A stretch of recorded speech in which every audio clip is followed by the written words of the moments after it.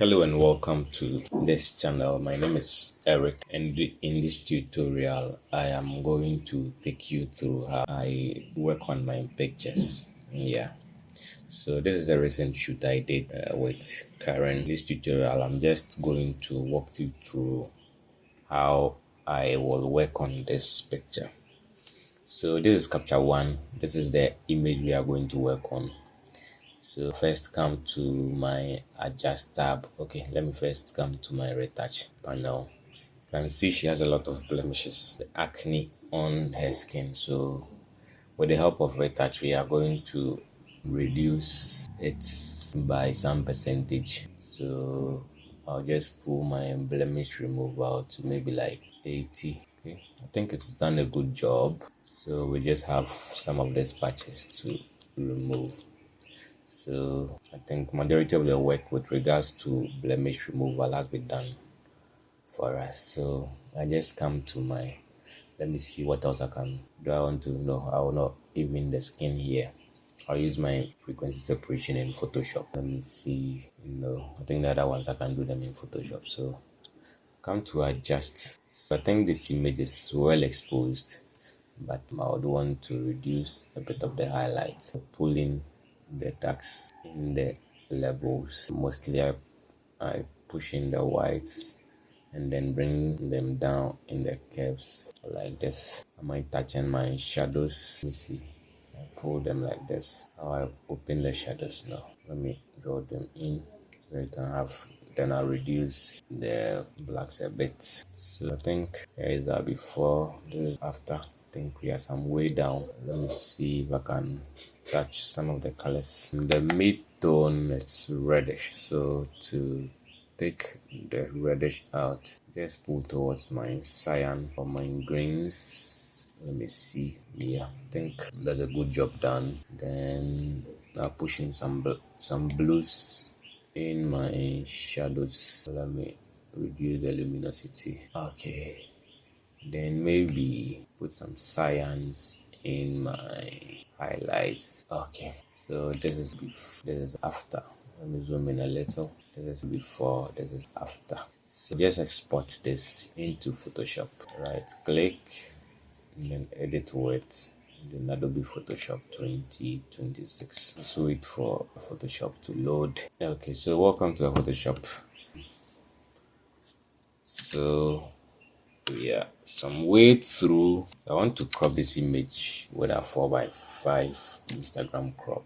So I think cropping once like that and then cropping a little bit. I think this is fine. So with my spot healing tool, I want to remove these lines to make it a smooth transition between the wake cap and then the skin.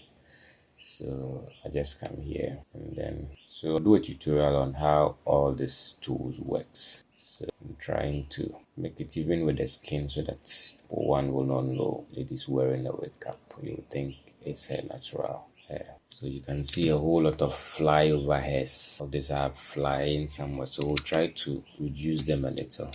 Let me see if I can remove some of the patches. Let's see, I can take out this. Let me see. Okay.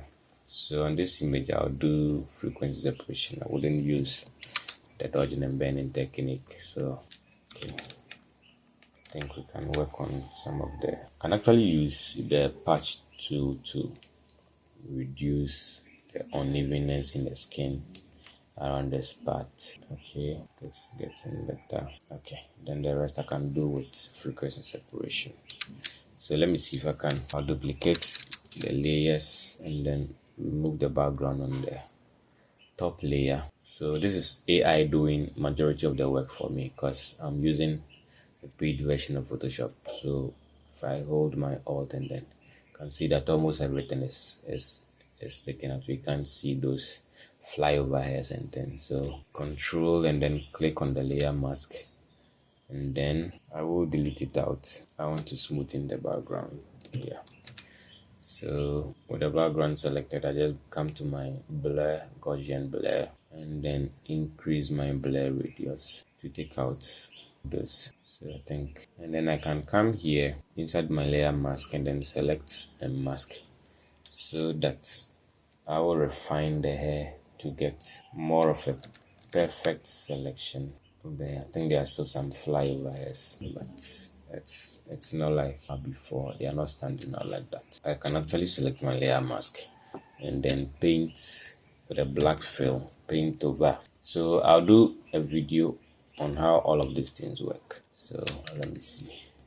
I want to paint over and hide. Wow, they're not working. Oh, okay. So let me, if I fill this place with a solid color, I think majority of it will be gone. Okay, this is fine. So the remaining one, I can just remove them with my spot alien brush tool. Yeah, this one's that are running away. Can just, okay. So when I'm retouching, I'm more concerned about making my work look very natural. Yeah, so I don't tend to overdo things. And as a photographer, as a retoucher, you know that little things compound, and so you don't have to overdo things to make your portraits look very edited. Yes, and one of the reasons why most clients they prefer my work is that they say even though I edit the works, it doesn't look edited, it feels natural. So I think that is what everyone wants, so I try my best to replicate that for them.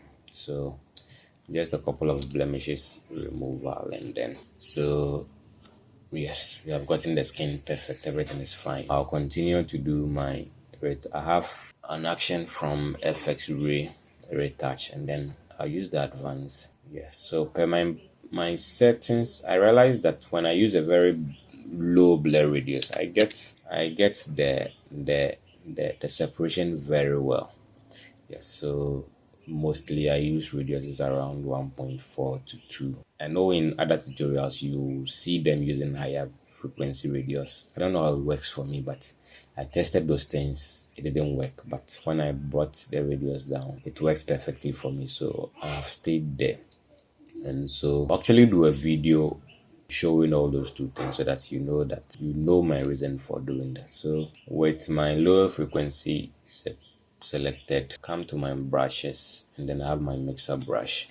So mostly I want to turn the color off so that I know where I am brushing. So basically frequency separation, the image is separated into two. We have the color on one layer, and then we have the textures on another layer. So we are going to mix the colors, and then we are blending the colors. That's the right term. So I'll do a detailed tutorial on that so that you get to understand it. So I'll be increasing the size of my brush and then decreasing it to suit the area I'm working on. So to start, we are blending this side first. Okay, then we can go in, keep blending. So you can see that I'm not mixing everything all at once. I'm taking my time to make sure that I get a perfect blend. So you can see I'm brushing this area differently. Take out my pen and then go and brush another area. The thing is, if I brush this into it, it will move all the colors from here to here. So we do it bit by bit. So bit by bit, a quick before and after. You can see the changes happening. So going more, I'm trying to separate or blend the areas area by area. I'm not mixing colors from one point into another. So please take note, this is a very difficult practice, especially when you are beginning. You have to understand how this thing really works so that you don't make your retouches look very weird. Yes, because if you move colors from one section to the other, you are not going to get a fine blend, and so your pictures will look some way. Okay, so I'm trying to blend the chin. The side is different. I'll blend this into this. See that I do, and then I come back and then do again. So it's all to, you don't get it once just like that. So you take your time and then you blend in. Got into the chin, still blending, still blending. Okay, I think I've done a good job with the face. a quick before and after. Mostly I don't even retouch. I don't blend the lips. So okay, let's zoom out a bit. Then we are now on the body. So I'm still trying to blend in. Look at this. Okay, then this area is okay. So just move to this area also and then blend. So you can see that as I am blending in, the unevenness in the skin is going away. Okay, so you can see I'm still not moving colors from one side to the other, just trying to blend area by area, area by area, area by area, area by area. Okay, so I think I've done a good job. Let's see. Okay, quick before and after. Let me remove. Okay, before and after. There are a couple of things I have to do after. Okay, wow. So you have gotten the skin, and yeah. So after this, I might reduce it to maybe like 80%. Reduce the opacity, the intensity to like 80%. Let me see, 50. 50 looks like we haven't really done anything. So 70. This is 100. Let me do 80. Okay.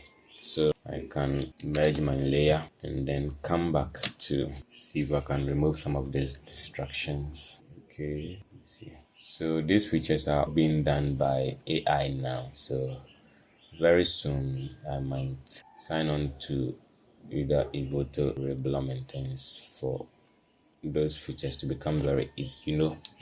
This time AI is doing a lot of things for us as photographers, and so we don't have to do much work if AI can do a lot for you. Yep. Okay, I think we are good. So here is where we started from. Then this is how we have come. So we're moving to dodging and bending. So I don't have these layers. I think this is just the layer. I want to use the curves. I don't have an action for that. So let me do one. I just send it to screen, change the blend mode to screen, and then invert. This is my dodge layer. Create another curves adjustment and change the blend mode to multiply. This will be invert again. This will be my bend layer. So let me just bring this one up, and then I put both on the group. I do a selection of both and then press Ctrl G, dodge and bend. Okay, let me save the file now. So with dodge and bend, what we are basically doing is that there are some parts of the blend I did that I have to brighten a bit to match. Yeah, so reduce the flow to like maybe 1 or 2, even 3. Yeah, then can have a black and white layer too, so that I can see what I'm doing. So this is dodge with my white selected. I want to reveal some parts of mine, so I can see that this area is very dark. What I'll do is I want to brighten it up a bit. Brighten some of the areas up a bit. So I don't know if you are really seeing it, but then it is coming up. So brighten it up a bit. Okay, so now you can see it with my quick before and after. This area is going to machine. I want to brighten this area. So dodge and bend, basically you want to make those areas that darker to be a bit bright, and then those areas that are brighter to also become a bit dark, so that there will be an evenness for you to do your contouring. Yeah, so contouring is putting depth on your image or your portrait. So raise this up a bit, by brushing brush area, raise them before and after. Then I'll come to the very bright areas. I want to reduce the intensity or the level of the brightness. So here is it. Okay, so let me put my layer off, or let me bring it up so that with it turned on we can see what our dodge and bending is doing. Dodging and bending. This is actually a micro dodging and bending. So with this one turned off, and then so you can see there is some form of evenness, on the skin of my subject. So I want to do another dodging and bending, which will be a global one. So I just duplicated this one. I actually don't have actions for that, so I'll fill them with black again, and then So I learned this from a long time ago. If I can maybe 5, no, flow of 5. So we want to go back to the image we had, we turn everything off. And so for contouring, we are going back to how the light hits the image. We can see that here the light was hitting her, and then here there are shadows. So that is what we want to replicate on the global dodging and burning. So with my dodge selected, let me do my burn layer selected first. See that this places are darker, so I'm putting depth into it. So depth. Is there an impact? I think there's an impact. Let me turn my black and white on. It's working. Don't know if you see it yet, but it's working.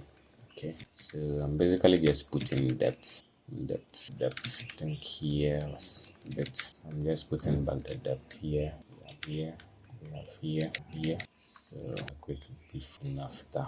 Now you can see its impact. We have our light hitting so much of here.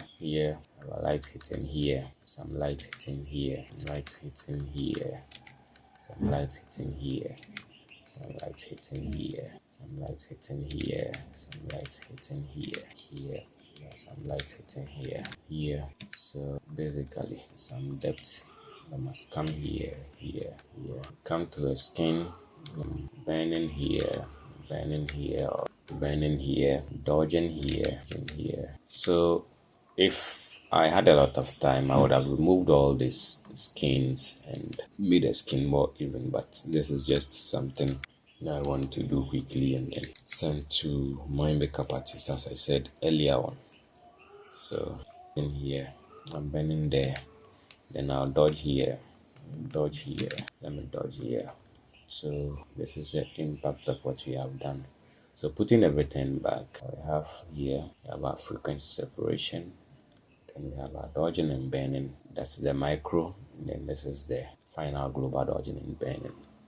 So to turn this one off, let's look at how far we have come. So from here, we removed some blemishes. We did our frequency separation, and then our micro dodging and burning, and our global dodging and burning. So before, after. I think I would want to reduce my global dodging and burning a bit to like 70. Okay, yeah, I think I like it here. Now what is remaining is, I think, brighten their eyes and then teeth, and then that will be all. So to do that, I actually don't have actions for that, so but I'll make those actions and then make them available to you all. So what I do is I select the hue and adjustment. Wow, it's not coming. So what I'll do is, let me save this. I'll close it and then open it again. Sometimes I get this problem. Let me see if it will come. Yes, so it's finally here.